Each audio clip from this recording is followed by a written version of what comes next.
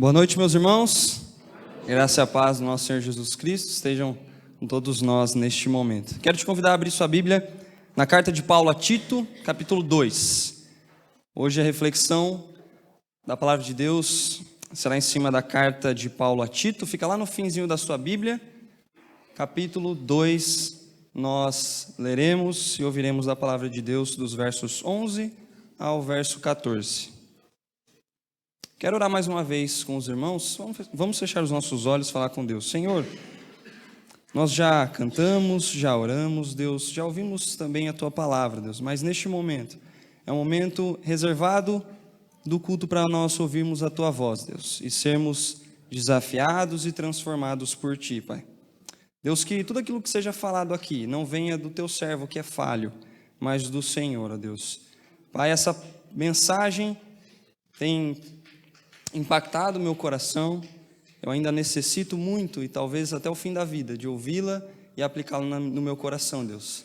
E que nada possa atrapalhar a mensagem aplicada ao coração nosso e de toda a igreja nesta noite, Deus. Em nome de Jesus que nós oramos.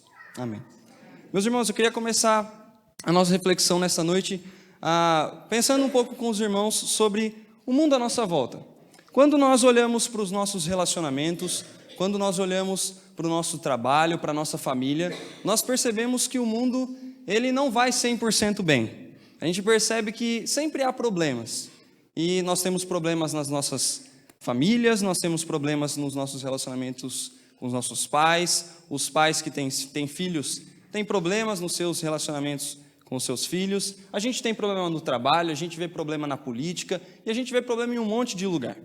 E qual que é normalmente o desejo do nosso coração quando nós enfrentamos alguma dificuldade, algum problema, algo que nos tira do sério, algo que nos tira da zona de conforto? É apontar o dedo para o outro, é falar que o outro é que está errado, que o outro que é pior do que eu sou falho sim, mas o outro também faz coisas piores do que eu. Mas, se nós somos sinceros, meus irmãos, a gente percebe que muitas das vezes o problema somos nós.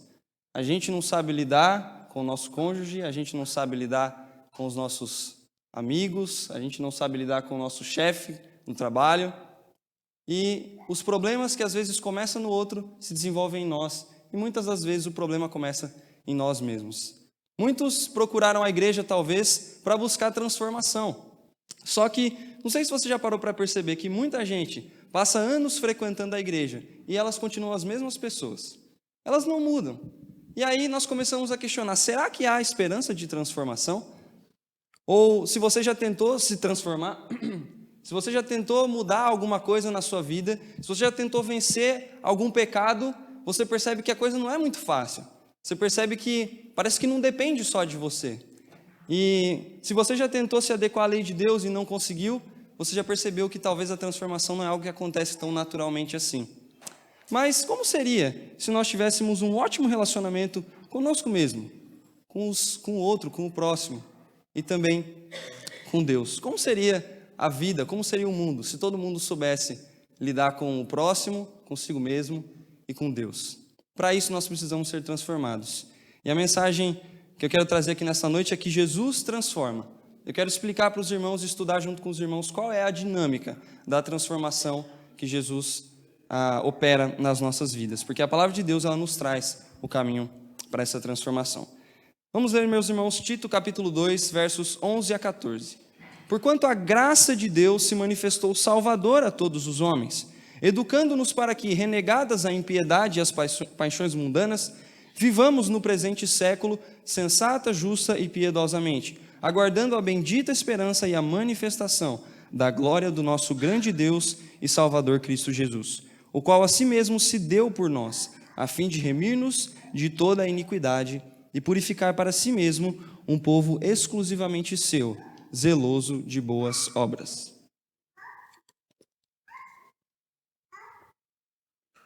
Meus irmãos, qual que é o contexto da carta de Paulo a Tito?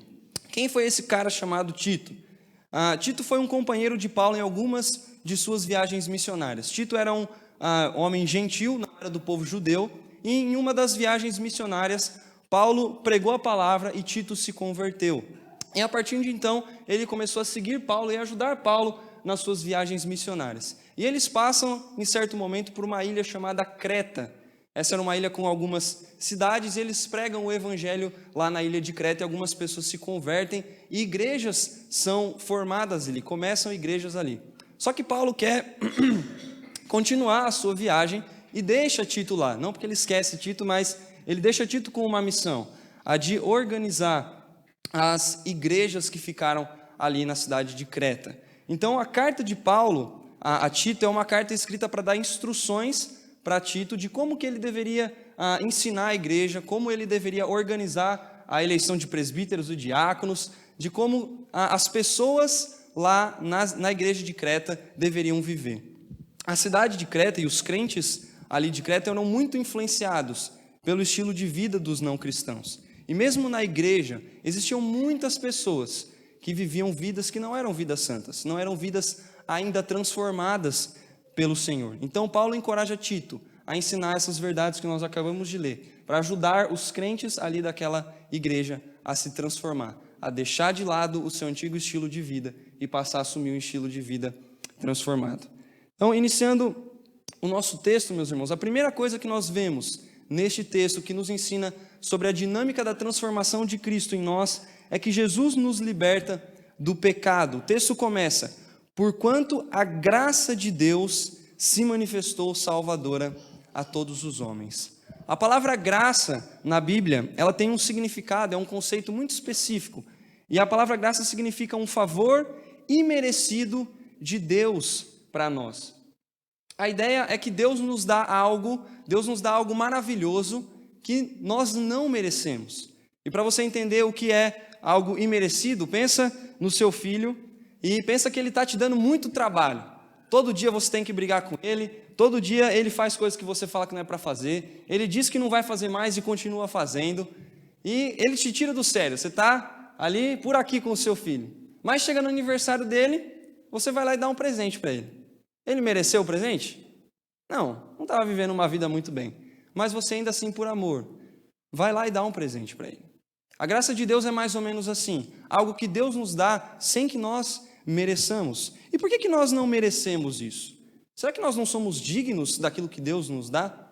A palavra de Deus é bem clara que quando nós olhamos para nós mesmos, há pecado dentro de nós. O pecado é algo que eu faço, que eu penso, ou uma motivação do meu coração, que me faz agir contrário à lei do Senhor, agir de forma contrária ao caráter de Deus. E a palavra de Deus nos diz que nós não pecamos assim de forma isolada, mas que o pecado é algo que está enraizado no nosso coração, algo que, se nós tentarmos, nós não conseguimos vencer. E aí você pode duvidar de mim e falar: não, Matheus, mas eu acho que eu não sou tão mal assim. Pegue o pior pecado que você tem. Se você não sabe qual é, pergunta para sua esposa ou para o seu marido, ele vai te falar qual que é. E aí você tenta mudar. Fica um mês tentando parar de fazer aquilo que você faz de errado. Você vai ver o quanto o pecado está enraizado no seu coração.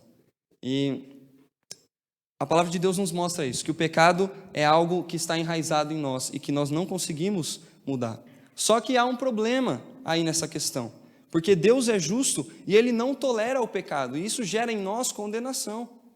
Uma vez eu estava lendo um livro de um autor chamado Jerry Bridges, e eu sempre pensei assim: bom, por que será que Deus ele não tolera pecados que parecem aos nossos olhos tão bobos, né? Então, a gente vê, por exemplo, um assassinato, e isso é algo que nos traz incômodo, isso é algo que nos traz revolta, mas quando nós vemos as pessoas mentindo, às vezes isso não traz tanta revolta para o nosso coração. E eu quero que você imagine, por exemplo, como que funciona na mente de Deus. Nós estamos vivendo vidas onde as pessoas estão mentindo a todo tempo por aí. Então, quando eu ouço uma nova mentira, isso não me afeta tanto. Eu acho que isso é algo tranquilo, isso é algo normal. Mas o Senhor Deus não tem contato com o pecado. Então, qualquer tipo de pecado, isso é um ultraje contra o Senhor. Isso é algo que desperta uma ira dentro do coração dele. E ele, sendo um Deus justo e um Deus santo, não pode simplesmente fechar os olhos para o pecado. Se Deus simplesmente olhasse para os pecados e falasse assim: não, está tudo bem, fica tranquilo, eu vou te perdoar, isso não faria o menor sentido. Isso faria de Deus não um Deus bom, não um Deus justo, mas um Deus que é conivente com o nosso pecado, que é conivente com as coisas ruins. E por isso, por sua justiça e santidade, Deus deve condenar os homens por conta do seu pecado. Mas é por isso que a graça é imerecida, porque o texto diz que ela se manifesta salvadora. A graça de Deus nos salva. E ela nos salva justamente desse pecado que nós temos. O texto diz que Cristo Jesus, o qual a si mesmo se deu por nós, a fim de remir-nos de toda iniquidade. A palavra de Deus diz que por amor Ele nos salva. A ideia de remissão é de perdão. A palavra remissão significa perdão. Que por meio de Cristo Jesus eu tenho o meu pecado perdoado. E por que isso é importante para uma transformação? Quando nós olhamos para aquilo que Jesus faz, nós vemos que primeiro Jesus, Ele nos liberta da condenação e do poder do pecado. Não há como você ser transformado nessa vida se você não tiver a libertação de Jesus. Jesus precisa libertar você do poder da escravidão do pecado. A palavra de Deus diz que nós somos escravos do pecado e que essa é uma escravidão cega, que enquanto Jesus não mostra para mim que eu estou nessa escravidão, eu acho que eu sou livre. E eu escolho aquilo que está dentro do meu coração sem perceber, que o meu coração tem vivido de forma escrava do pecado. A primeira coisa que Jesus nos faz é nos libertar do poder e da escravidão do pecado. Mas o texto diz também que Jesus nos purifica. Então, a dinâmica da transformação passa por Jesus nos libertar do poder do pecado e por Jesus nos purificar. Talvez você já tenha experimentado uma experiência na sua vida cristã, que é aquela que você luta contra o pecado, só que você continua cometendo as mesmas coisas. Você tem problema com ira e você fala assim, não, a partir de hoje eu não vou mais ficar irado. E aí parece que todo mundo à sua volta começa a fazer as coisas que vão te tirar do sério. E você vai lá e cai. E você faz isso várias e várias vezes. Pode ser qualquer pecado aqui, meus irmãos, que você lute. E vai chegar um momento, às vezes, que você vai olhar para tantas vezes que você disse que ia mudar e nunca muda, que você passa a olhar para você mesmo e fala assim, não tem mais solução para mim. Isso já está enraizado dentro de mim. Eu não consigo mais me desconectar disso. Eu tento, mas eu não consigo. Eu acho que não há mais solução. Mas a palavra de Deus diz que o Senhor nos purifica pela morte de Cristo Jesus. O sangue dele nos limpa. E quando Deus olha para nós, não há mais condenação. A beleza do Evangelho é que quando Deus olha para mim, pecador, Ele não vê mais o Mateus sujo por conta do pecado, mas Ele vê o Cristo que morreu naquela cruz que é limpo e inocente. E se Deus me vê assim, há total possibilidade de transformação. Esse é o desejo para nós. A ideia aqui é como se nós estivéssemos afundados na lama e Deus nos tira da lama, não só nos tira da lama, mas nos limpa, nos dá roupas brancas e também nos chama para viver com Ele. A Bíblia diz que Cristo se deu por nós para fazer de nós um povo que é exclusivo dEle. Ele nos chama para viver até Ele. E isso, meus irmãos, não é só para aqueles que são ricos, ou só para aqueles que têm boa fala, ou para aqueles que têm boa educação, mas a graça de Deus se manifesta salvadora a todos os homens. É interessante que se você ler um pouquinho antes desse texto que nós acabamos de ler, Paulo está dando instruções de como os escravos que tinham se convertido deveriam viver as suas vidas. Olha que magnífico, meus irmãos. A palavra de Deus, ela se mostrava salvadora naquela época, inclusive para as pessoas que eram rejeitadas pela sociedade. Talvez você seja rejeitado pela sua família, talvez você seja rejeitado pela sociedade, mas a graça de Deus, ela se manifesta, ela se mostra, ela brilha. Aqui a palavra em grego é que ela brilha, salvadora a todas as pessoas, não importa quem você seja. Se você olhar para Jesus, você pode ser liberto e purificado de todo o seu pecado, quer você seja um assassino, quer você seja o melhor ou o pior dos mentirosos. Você crê que não há perdão para os seus pecados? Será que você tem olhado para aquilo que você tem feito e isso te aflige, e isso tira suas esperanças de que pode haver transformação para você? Ou você está tentando buscar purificação por conta própria? Ao invés de olhar para Jesus e por aquilo que Jesus fez, você tem buscado fazer coisas. Para amenizar a sua consciência, você tem buscado vir à igreja, dar o dízimo, dar a oferta, ajudar a velhinha a atravessar a rua. Gente, essas coisas não estou dizendo que são erradas, mas não é nisso que há a purificação dos pecados. Ela é de graça, um favor imerecido de Deus por nós que nós não podemos conquistar. Jesus, por amor, Ele te oferece perdão total e libertação total de todos os seus pecados. Esse é o primeiro passo para uma transformação. Não há outro caminho. Mas Jesus não para por aí. Eu quero trazer uma ilustração para você entender o que eu estou querendo dizer. Você já deve ter ouvido essa ilustração o pastor Júlio já trouxe ela algumas vezes, que é a do escravo que foi comprado. A ideia, meus irmãos, é que nós somos como um escravo, que era o pior deles, aquele que dava trabalho para todos os seus senhores. E um dia o senhor dele decidiu vendê-lo, porque já não aguentava mais, e o rei daquele país decide comprar um escravo no mercado de escravos. Ele escolhe o pior deles, paga por ele, e não só isso, não só chama ele para ser o seu escravo, mas leva ele no cartório, dá liberdade para esse escravo e chama esse escravo para viver como um filho dele. A dinâmica da libertação que Deus opera na nossa vida é análoga a essa, onde nós éramos escravos do pecado, nós somos comprados pelo sangue de Jesus. E Ele nos limpa e nos traz para morar com Ele, para vivermos como filhos dele agora. Só que tem um problema. A gente passou muito tempo escravo do pecado. Um escravo, ele não tem jeito de príncipe. Ele fala igual escravo, pensa igual escravo, vive igual escravo. Só que Deus, quando Ele nos traz para morar junto dEle, Ele não nos deixa assim para viver de qualquer jeito. Ele nos dá alguém para nos ajudar. O filho mais velho vem nos ajudar. O próprio Jesus vem nos ajudar a deixar o nosso jeito de escravo e a viver como um filho do rei. A segunda coisa que esse texto nos mostra é que Jesus, além de nos libertar, Ele nos ensina a vencer as tentações. A palavra diz que a graça de Deus se manifestou salvadora, educando-nos para que, renegadas a impiedade e as paixões mundanas, e o texto segue. É interessante que essa palavra educando-nos é a mesma utilizada para um tutor. A ideia é que Jesus é comparado a um tutor que está o tempo todo no nosso lado. As pessoas que tinham muitas posses naquela época, elas pagavam tutores para os seus filhos para ensiná-los eles a caminharem, a amadurecerem e a chegarem à vida adulta. E aqui Paulo está usando essa ilustração para dizer que a graça de Jesus é comparada a um tutor. Ele nos ensina, a graça de Jesus nos treina, a graça de Jesus nos molda e ela está o tempo todo do nosso lado. E como que ela faz isso? Como que a graça de Jesus pode me ensinar a me transformar, a ter a minha vida transformada? O texto diz que a graça de Jesus nos educa primeiro a negar a impiedade. O texto diz que ela educa-nos para renegar a impiedade. Qual que é a ideia de impiedade? A palavra impiedade significa uma vida sem Deus, um estilo de vida ímpio, onde eu não considero o Senhor na minha vida. A ideia disso é que é uma vida onde a pessoa tem vários ídolos. Ao invés de buscar o Senhor, ela busca outros ídolos.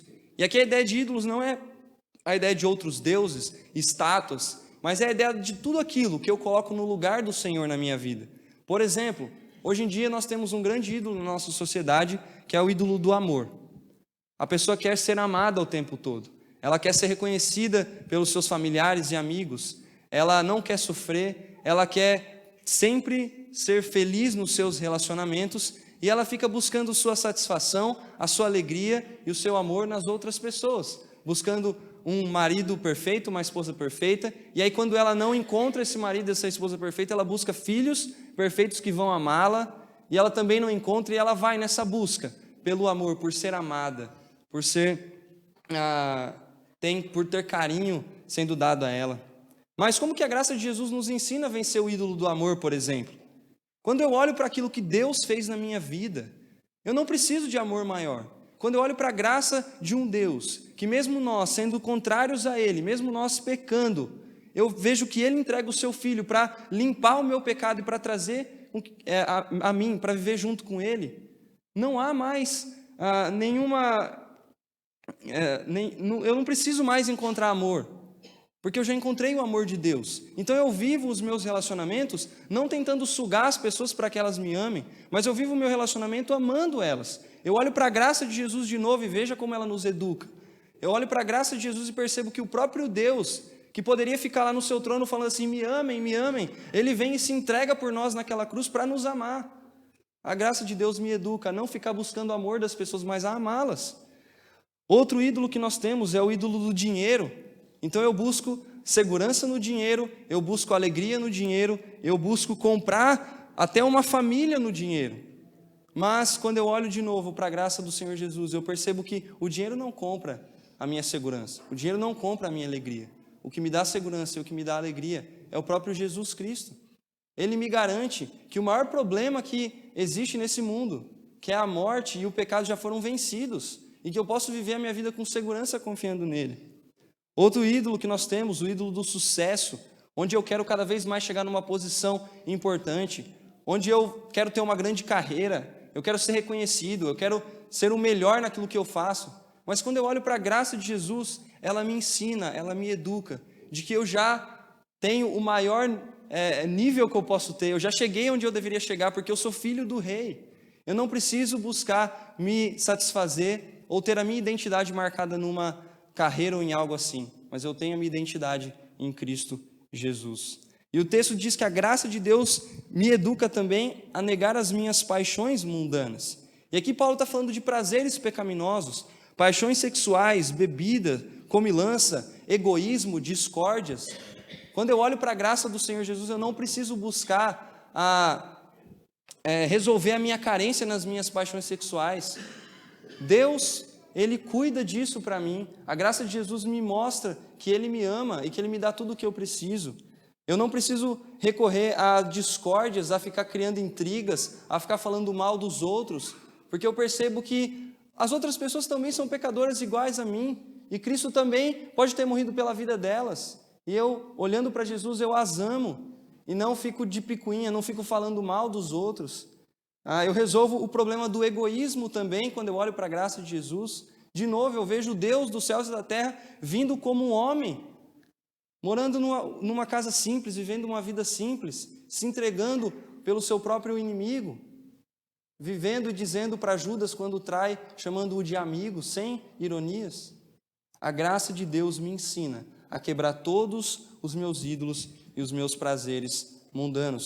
O texto de Gálatas 1,4 diz que Jesus Cristo, o qual se entregou a si mesmo pelos nossos pecados, para nos desarraigar deste mundo perverso, para nos arrancar de tudo aquilo que é mundano, de tudo aquilo que é pecaminoso, de tudo aquilo que nos afasta do Senhor.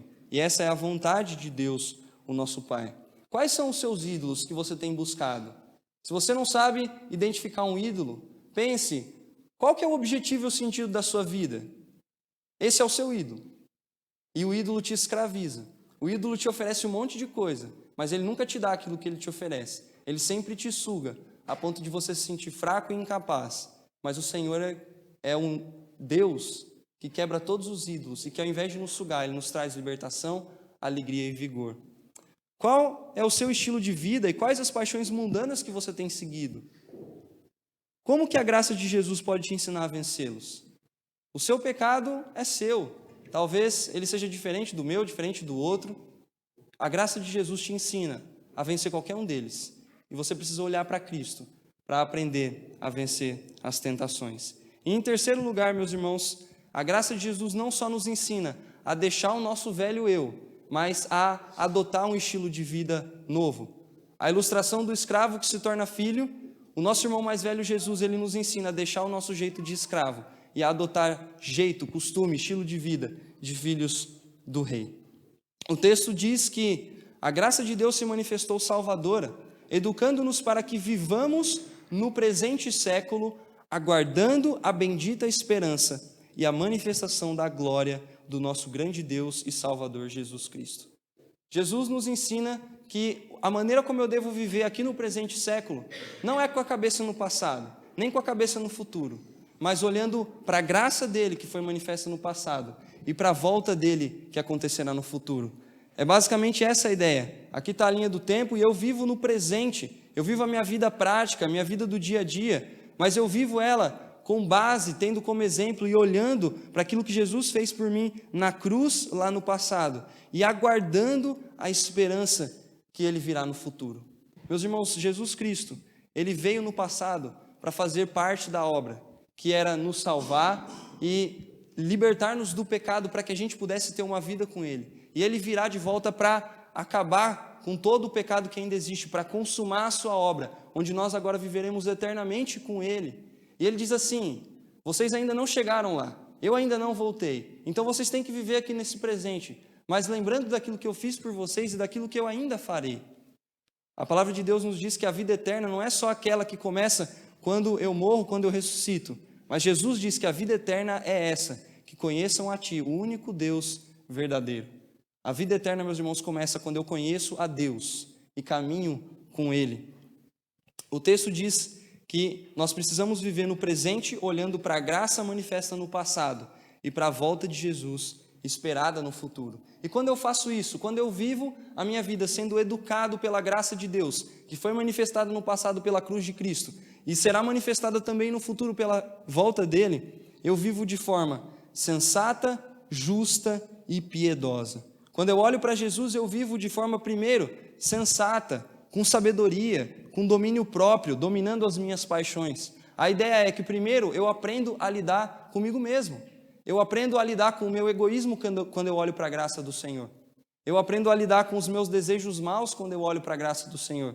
Eu aprendo a ter domínio próprio, a tomar decisões corretas quando eu entendo que tem muitas coisas na minha vida que não são prioridade. Tem muitas coisas na minha vida que não são frutos do amor.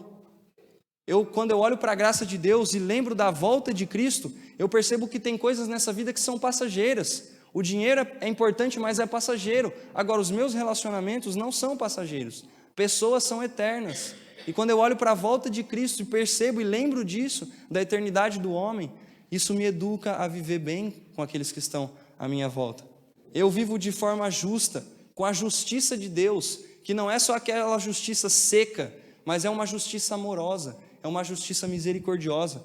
Quando alguém vem e fala mal de mim, ou faz algo contra mim, qual que é o nosso desejo? É de termos a nossa justiça, que é ir lá e fazer o mesmo e nos vingar.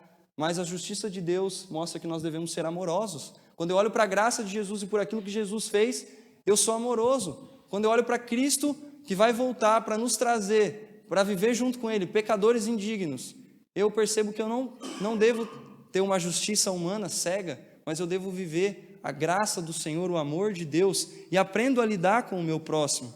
E por último, eu vivo uma vida piedosa, uma vida com devoção, onde eu louvo e caminho com o Senhor. A graça de Deus me possibilitou um acesso livre ao Senhor, onde eu posso viver todos os dias da minha vida em contato com Ele, falando com Ele, ouvindo dEle, sendo transformado por Jesus. A transformação, meus irmãos, só acontece quando eu aprendo a negar o antigo modo de vida e colocar o novo modo de vida no lugar, olhando para a graça de Jesus e olhando para a sua volta. O texto termina dizendo assim, que Jesus se entregou por nós para remir-nos de toda a iniquidade e purificar para si mesmo um povo exclusivamente seu, zeloso de boas obras. Quando eu vivo de forma sensata, com sabedoria, com domínio próprio, de forma justa e de forma piedosa, andando com Deus, isso é ser zeloso de boas obras. A ideia aqui é que quando nós olhamos para a graça de Jesus e a promessa da sua volta, literalmente nós ficamos entusiasmados a viver boas obras. Pensa num menino que gosta muito de jogar futebol. E aí você chega para ele de manhã e fala assim, então, hoje à tarde a gente vai fazer um negócio diferente.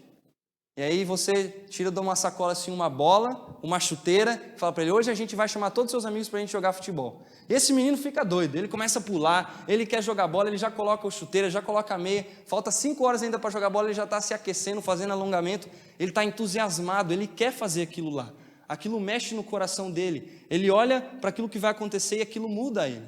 Aqui a palavra que Paulo usa como zeloso é alguém que está entusiasmado, é alguém que quando vê aquilo que Cristo fez por ele e aquilo que Jesus vai fazer, ele quer mudar, ele quer fazer uma coisa diferente. Nós olhamos para boas obras apenas como ações isoladas, do tipo assim, eu dou dinheiro para ajudar no projeto social da igreja, eu ajudo o mendigo, eu faço uma campanha, e não que essas coisas não sejam boas obras, mas o conceito de boas obras na palavra de Deus não é isso. O conceito de boas obras na palavra de Deus é tudo aquilo que agrada o Senhor, é em cada aspecto da minha vida, eu ser transformado de acordo com aquilo que Deus quer. Então em vez de ser irado, nervoso, eu sou mais amoroso. Ao invés de ser egoísta, eu tenho domínio próprio sobre os meus desejos, eu passo a colocar o outro no meu lugar. A palavra de Deus mostra que ter boas obras e viver boas obras é ser transformado em cada aspecto da minha vida. O texto de Efésios 2:10 diz que nós somos feitura dele, feitos por Deus, criados em Cristo Jesus para as boas obras. E aí não inverta a ordem, não queira buscar as boas obras para ser transformado, mas seja transformado pela graça de Deus, para que você possa, aí sim, viver boas obras, não como algo mecânico, não como algo que você tem que fazer, não como uma série de regras que você tem que seguir, mas porque você foi impactado, você está alegre, você está entusiasmado por aquilo que Jesus já fez na sua vida. Jesus, por sua graça, Ele nos salva e nos ensina a viver aquilo que Ele planejou para nós. A ideia, meus irmãos, é como duas asas de um avião. Um avião, ele só anda se tiver as duas asas. Se uma quebrar, ele vai cair. Nós precisamos viver a nossa vida para frente, no presente, quando eu olho para a graça de Deus de um lado e para a graça de Deus revelada no seu retorno em Cristo Jesus. Você tem lidado consigo mesmo olhando para a graça de Jesus e para o seu retorno? Ou será que você tem lidado consigo mesmo buscando o seu egoísmo, as suas paixões, colocando você no centro de todas as coisas? Será que você lida com o próximo olhando para a graça de Jesus e para o retorno dele? Ou você lida com o próximo de novo, voltando para si mesmo? Você lida com Deus olhando para a graça de Jesus e para o seu retorno? Ou será que você lida com Deus como alguém que só está ali para te dar as coisas? Ou você lida com Deus com medo, pensando que Deus pode te matar a qualquer momento? Qual que é o seu relacionamento com Deus? Ele é baseado na graça e na volta de Cristo? Para nós refletirmos e praticarmos nessa noite. Como é o seu estilo de vida hoje? Você vive olhando para ídolos do seu coração ou você olha para Jesus? Só a verdadeira transformação de vida quando eu olho para Jesus. Deixe ser educado pela graça dele e viva olhando para ele. Só assim você será entusiasmado, terá entusiasmo para viver uma vida transformada. Muitos de nós temos nos focado em tantas coisas na nossa vida cristã que nós esquecemos de que a transformação acontece quando eu olho para Cristo Jesus e para a graça dele. A gente tem a mania de achar que a graça de Deus só serve para o não crente, porque o cara não conhece Jesus, então ele precisa ouvir da graça de Jesus, e ele precisa mesmo. Mas a graça de Jesus não é algo que acontece em um momento da nossa vida e depois desaparece. Ela é algo que nos ensina dia a dia. Se todos os dias eu me lembrar de quem eu era, daquilo que Cristo fez por mim, perceber o grande amor que Ele tem pela minha vida, isso me traz entusiasmo, coragem, vida para eu viver uma vida transformada. E eu paro de me colocar no pedestal, eu paro de querer brigar com todo mundo, eu paro de querer buscar somente aquilo que eu quero, mas eu, olhando para a graça de Jesus, eu percebo que o Deus de todos os céus e de toda a terra, Ele me amou e se entregou por mim, para que eu possa viver da mesma forma para o outro. Meus irmãos, que Deus nos abençoe a olhar sempre para a graça dEle, a olhar sempre para aquilo que Ele fez por nós e para aquilo que Ele fará, para que isso molde a nossa vida hoje. Deus quer que nós sejamos transformados hoje, baseado na graça dEle. Vamos orar mais uma vez? Senhor Deus, nós te agradecemos, Pai, pela Tua palavra. E te agradecemos, Deus, pelo Senhor, porque nós, Deus, se fôssemos deixados do jeito que estávamos, nós seríamos levados pelas nossas escravidões e desejos, Deus. Muitas vezes sem perceber que estamos indo para o buraco, sem perceber que os nossos desejos têm nos levado ao mal e ao pior, Deus. Mas o Senhor veio com graça, atingiu o nosso coração e nós fomos transformados, Deus. Se há alguém aqui nessa noite que acha que o seu pecado não pode ser vencido, que o Senhor Deus apresente a tua graça. O Jesus que morre por amor a nós, para pagar pelo pecado, Senhor. O Deus que faz uma obra perfeita e santa, que não há como nós quebrarmos, Deus. Pai, se há alguém aqui que tem olhado para os seus pecados e pensado que não há mais chance, lembre-o, Deus, de que o Senhor purifica a vida dele pelo sangue de Cristo. Pai, se há alguém aqui ainda que não consegue viver vencer as tentações, Deus, que tem vivido caminhando com o Senhor, mas tem caído, Deus, diante das tentações, Pai, que o Senhor faça com que eu, ele, todos nós, nos lembremos da Tua graça, para que a gente se fortaleça e nos sintamos amados, entusiasmados e alegres para vencer as tentações, Deus. E não só para deixar as tentações, mas para colocar algo no lugar, para viver boas obras, para viver uma vida transformada. Porque quando eu olho para o Senhor, para o poder do Senhor, para a beleza do Senhor, Deus, eu sou transformado a viver uma vida santa. Todos nós precisamos disso, Deus. Nós nunca seremos, Deus, perfeitos aqui nesta terra, Pai. Mas o Senhor, com a Tua graça, nos ensina. E que ela nos eduque e nos transforme, em nome de Jesus.